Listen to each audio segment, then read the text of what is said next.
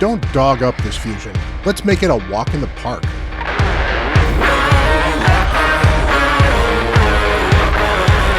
Hello, everyone. Bront, CatHerder here. We're having some fun talking Raid Shadow Legends. We are here on the free to pause account, but it really doesn't matter because we're going to hop over to the calendar quickly and talk about the new Doggo. He is a really, really good champion. Let's going to break down his kit quickly first, and then we will talk about the actual fusion schedule. He seems to be a pretty interesting and pretty good champion, so he is a very good damage dealer. He does damage even without Shayak. If you have Shayak, he is a beast of a damage dealer, possibly among the best, probably better than Thor as a Hydra damage dealer, believe it or not, and an absolutely amazing champion. If you do not have Shayak, he certainly is not quite going to be as good as Thor, but he offers some interesting utility that might be useful for you anyway. Now, no fusion is a must fuse. So we'll talk about the kit a little bit. And if the kit looks like it might be something that might help you, I would highly recommend going for this champion. If you don't have the resources to go for this champion, or you've just decided that you need to pass on a fusion because you're going to go nuts because these past fusions have all been amazing, well, you know what? There's nothing wrong with deciding to skip for a little while. Just make sure you have a plan. I'll try to link my how to skip a fusion thing up there to just give you a little bit of a guide on things that you probably want to do when you're making a plan. And keep in mind that this is a fragment fusion champion, so they are not only generally fairly easy to get, but even if you don't get them, you can use those fragments as exchange for mod later on. So they are definitely worth possibly going for at least some of the fragments anyway, just naturally while you're playing the game, even if you're not going to go for the fusion. So let's take a look at the Doggo. Alrighty here. So we have the Doggo, Kro'khad the Throatripper. He is so cute. Look at him. Isn't he a cute little boy? He looks like such a good boy. Yes, he does. No, not really. I mean, you know, depends on what you think, but he definitely has the orcish vibes. They've done a good job with this dude. He looks, I mean, for a fairly simplistic dog armor thing, he looks really cool. I think they've done a great job with him. He's definitely a big boy. Yeah, he looks good. So let's go take a look here at his kit and take a look and see what he does. Now on the A1, it is an AoE that attacks obviously everybody, but attacks them individually rather than as AoE damage.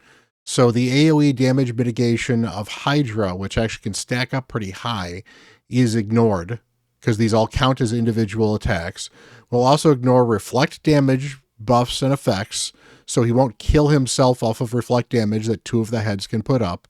Ally protection, so he will hit through the ally protection and do full damage. And this is an A1. And pain link debuffs, so he won't damage anyone else with the pain link as well. So that means he is generally safe to use in ally attacks with counterattack and stuff like that. And with Shayak, he will actually counterattack naturally, and he deals double damage when counterattacking if Shayak is on the team. So that is absolutely huge, and that's an A1. And this is a beast of a nuke for an A1 as well, so that's great. A2 here, attacks all enemies. So 2 AoEs, one of them's an A1, that's great. Places an extra hit on enemies with 2 or more debuffs, and has a chance of placing a leech and a weaken debuff for 2 turns. These debuffs cannot be resisted if Shayak is on the team. And these 2 debuffs are enough to trigger his extra hit. So he can accurately land his own double hitter without anybody else helping him. But this is Hydra. You're going to be throwing a bunch of debuffs on these heads. So they should have 2 more debuffs most of the time. So this is going to double hit most of the time, which means you're getting the most damage out of it. The only thing Shayak brings here is the irresistibility of these. Leech, very, very good for keeping your team alive. It's certainly going to help keep him alive because he is squishy. And, you know, weaken adds extra damage. Great, great ability.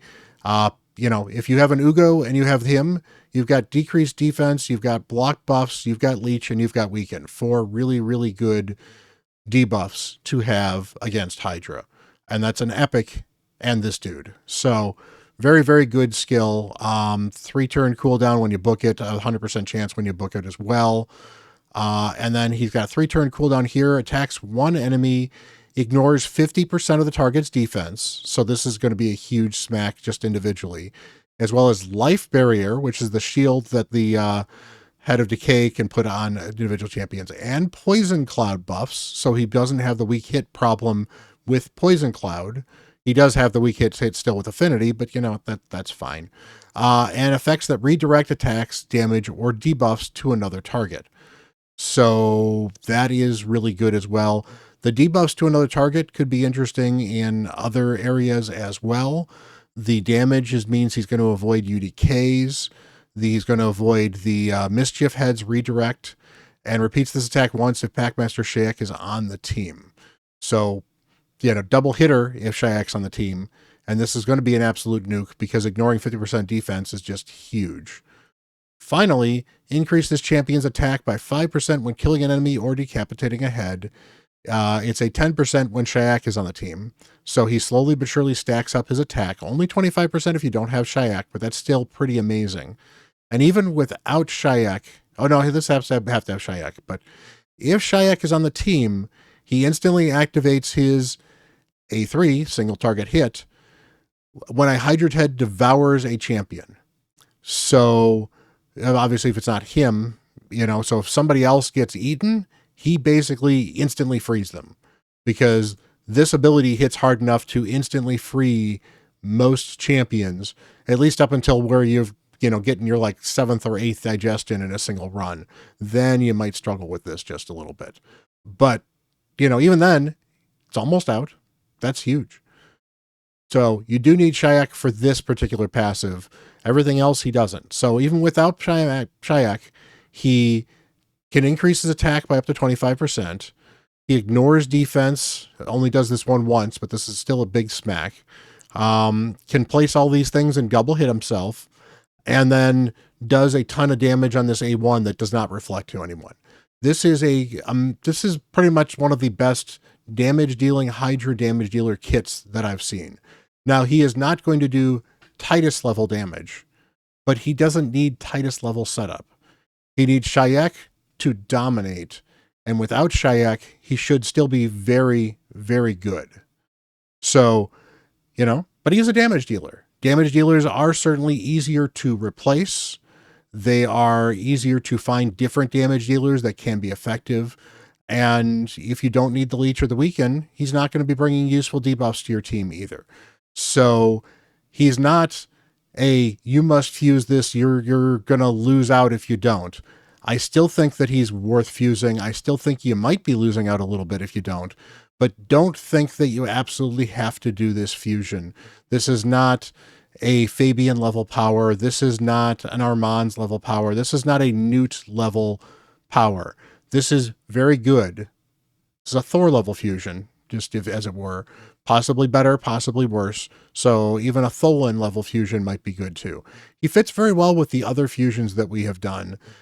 Titus certainly was better, but very, very, difficult to use if you don't have the right teams, but still a very good champion. Titus has proven to be better than I thought he was going to be, even without the shield growth stuff and some of the teams I've seen people build. So that's actually pretty cool. Yeah, he's a good champion. So let's go take a look at the calendar and see how the best way to get this dude is.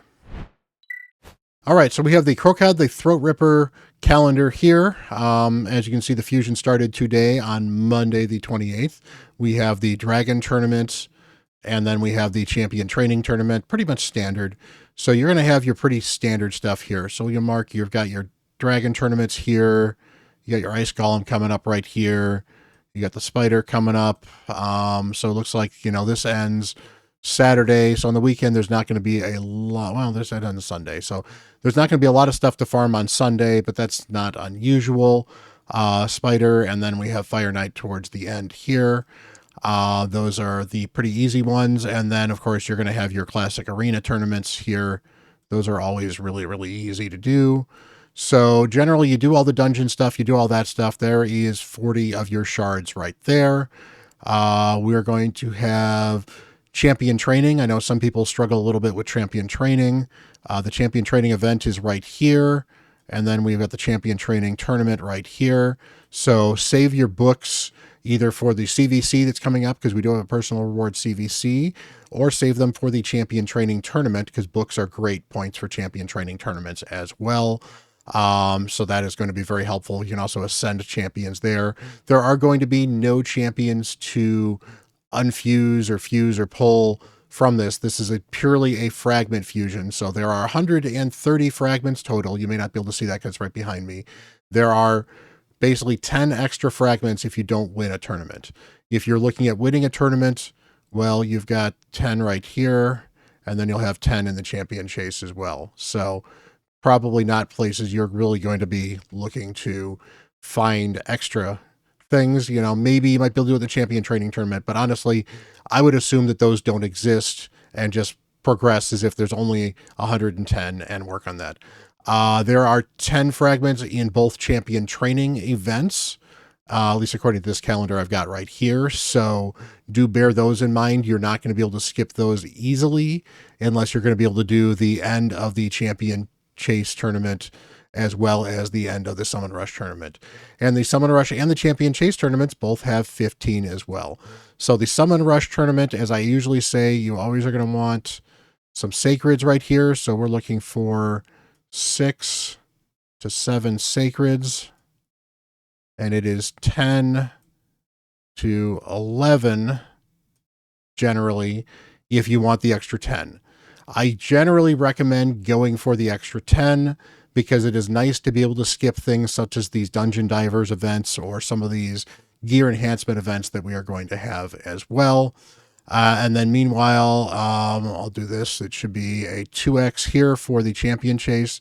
That is going to be a 2x void. So I'll just mark that in purple if you can kind of see that. If you can't, I'm sorry. So it's a V. And I apologize for my handwriting. This is not how I usually write. Not that my handwriting is good anyway.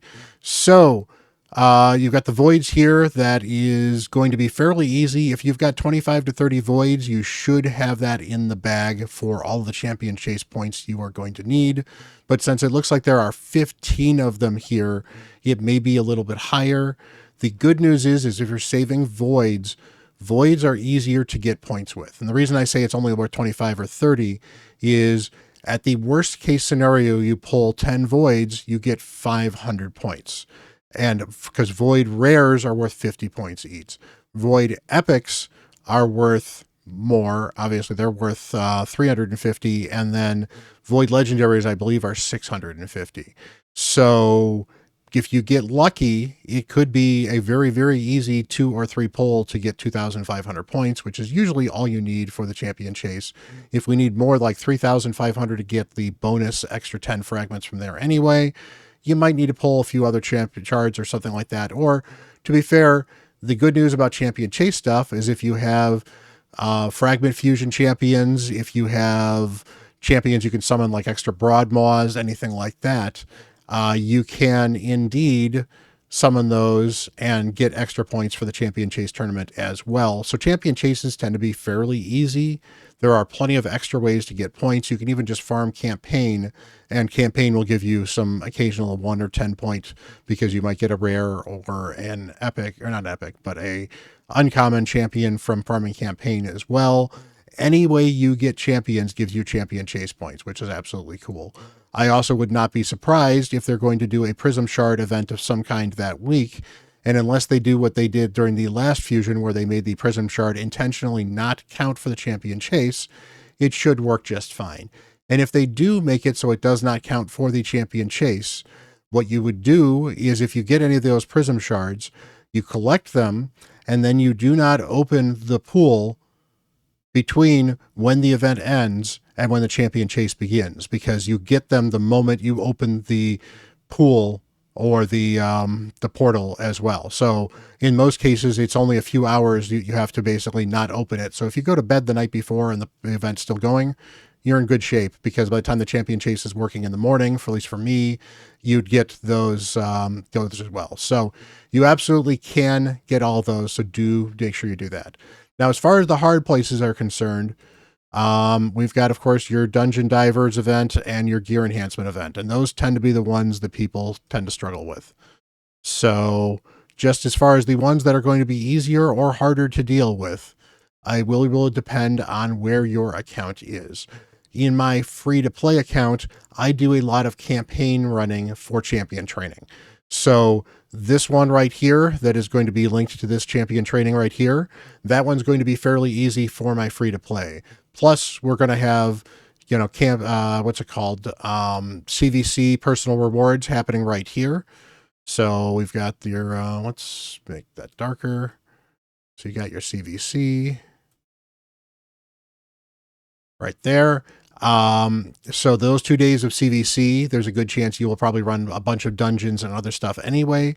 So that will get you your Dungeon Divers event. That will get you hopefully some bunch of champion trading points. You can certainly want to farm Dragon. Dragon is unfortunately the worst event to farm during CVC, but it's still farmable during CVC, so it's not that big of a deal. And honestly, it'll depend on where your account is. Some people don't care, and like for my free-to-play account, I farm Dragon on stage 10 anyway, so it's really not a difference than farming stage 25 normal, which is what I farm for the other stuff anyway. So not really a major problem from a CVT standpoint as far as points for dungeons. Ice Golem obviously will help contribute towards the champion training, not the champion training part, but the Dungeon Divers part as well.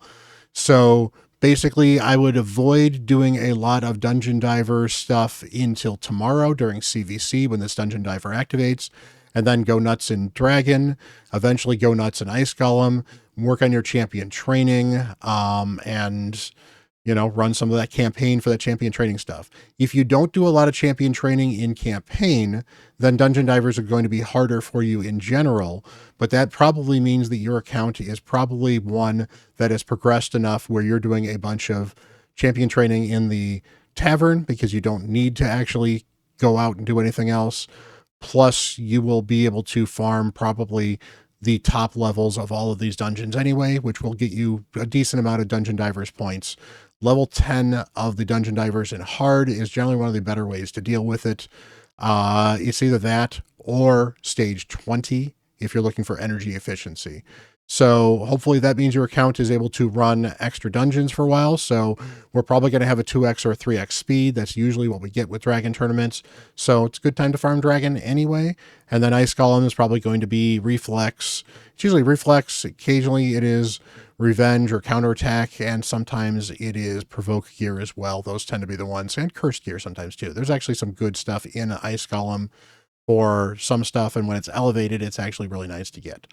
So you got that one there. Champion training does coincide with this Dungeon Divers event right here. Let's get the right color. So you're going to have that stuff right there. But you've got the Ice Golem and then you've got the break before you get the Spider tournament with this one. So of the ones I would think about skipping, this might be the one I would think about skipping unless you're doing a bunch of early champion training in campaign, at which point in time this one should be fine. And then you run a bunch of Spider early on, you can finish Dungeon Divers probably pretty quickly over there. And that means you could then skip this one. So if I'm planning on skipping one of them, this is probably the one I would plan on skipping. If you want to plan on skipping both of them, then make sure you do the end of the Summon Rush, get all of these stuff here, and of course, obviously do the Champion Chase Tournament and get all the fragments in Champion Chase Tournament as well. Otherwise, you could certainly skip one of the Gear Enhancement events if you want to. Those are just silver costs, so they're not unreasonable. Plus, you're going to be getting silver as you're farming this. So hopefully you've got about 15 to 20 million silver sitting on your account right now. That's generally what I recommend going into a fusion. But if you're not, maybe it's time to cleanse a little bit of your gear. Probably worth doing anyway, because you probably have some gear that you don't really need anymore, because, on any account, you have gear you don't really need anymore. It's just, you got to at some point in time start letting go and stuff. So that is the fusion plan. I don't think this fusion looks too difficult. That said, the Dungeon Divers 2 is certainly not in a particularly great spot, and Dungeon Divers 3 has a little bit of Spider and some Fire Knight in it, and that is not the most pleasant place to be for Dungeon Divers 3. Obviously, Fire Knight, is a great event, and you're going to run the Fire Knight because Fire Knight's one of the better dungeons anyway. But,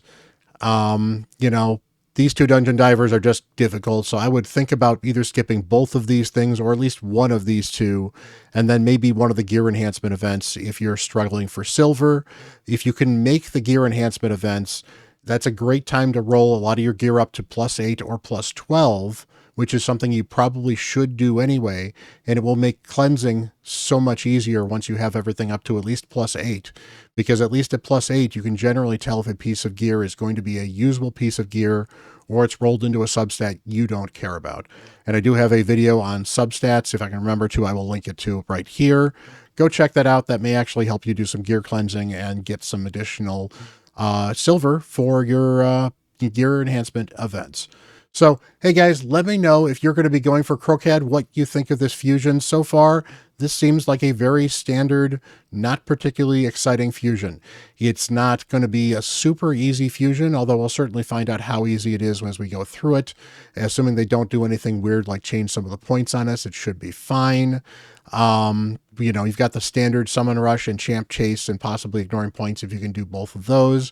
Hopefully you have a bunch of void shards for 2x voids, and hopefully you have some sacreds. I know on my free to play, I do not have a lot of sacreds. I've only got 4 of them right now. So I am going to follow along with the events on this fusion and see if by Friday I've got at least 2 more sacreds and enough to be able to do at least the first part of the summon rush. And then I will be able to do the champion chase without too much of a problem. And I just won't be able to skip anything else. And who knows? Maybe Clan Boss will be really, really nice to me, and I'll have, 8 or 9 of the sacreds, and I'll be able to make it up with mystery shards to get the last 1 or 2. So we'll see. I'm certainly excited to get the Doggo. On my main account, it's an easy fusion. I'm not really worried about this, and I've got Shayak, so that's going to be great. And as I said in the free to play, I'm going to kind of follow along as best I can while working on getting Lydia. I do have a plan of attack to get Lydia, and that video, I filmed that yesterday, but that should be going live tomorrow. So you can see my plan of attack on my free-to-play on how to get Lydia. And if I can get this fusion and get Lydia at the same time, that's great. And if I have to sacrifice this fusion to get Lydia, well, you know what? Lydia is probably going to be worth it on this account. So again, let me know. Hit that like button, hit that subscribe button. I love making videos like this to help you guys play Raid Shadow Legends, have some fun doing it, and hopefully get cool champions like the Doggo. So appreciate you guys. You have a wonderful, wonderful day. And until the next video, I am Bront CatHerder.